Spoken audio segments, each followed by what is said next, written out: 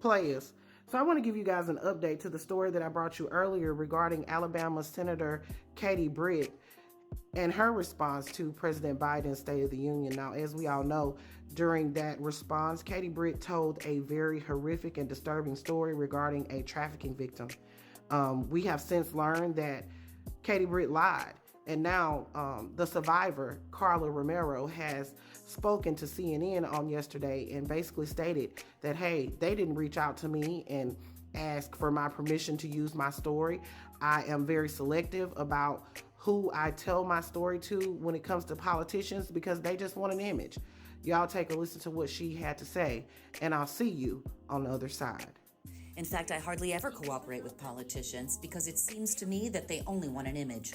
They only want a photo, and that to me is not fair. Trabajo como vocera. I work as a spokesperson for many victims who have no voice, and I really would like them to be empathetic. All the governors, all the senators to be empathetic with the issue of human trafficking, because there are millions of girls and boys who disappear all the time.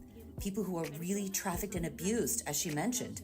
And I think she should first take into account what really happens before telling a story of that magnitude.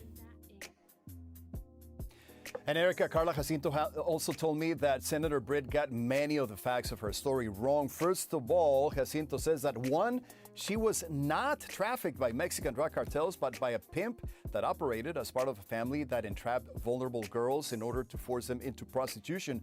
Two, she also said that she was never trafficked in the United States, as Senator Britt appeared to suggest. Three, she was kept in captivity from 2004 to 2008 when President George W. Bush, a Republican, was in office as opposed to the current administration, as the senator implied. And four, she met the senator at an event at the border with other government officials and anti-human trafficking activists instead of one-on-one. I declare, honey, Katie Britt is a disgrace. But according to the GQP, this is their rising star. This is one of their rising stars, Katie Britt, who sat on national television, gave us 15 different emotions in 15 minutes, telling us this very horrific and graphic story, thinking that people were going to be so impressed with her performance that they would never go and fact check her. However, she didn't anticipate a place like Tickety Talk, where one person can do the research necessary to find the truth and out her lies.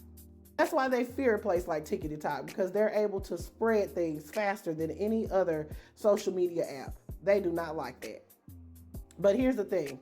Katie Britt could have got up there and outlined whatever the Republicans plan to do if they were to gain control. But they chose not to do that because they have no plan. If Katie Britt had got up there and tried to outline a plan that they were going to do on the border, she would have to tell us why she voted against the border bill that she helped negotiate. She would have to explain that. And there's absolutely no other way to explain that other than you did it because Frumpy Dump told you to.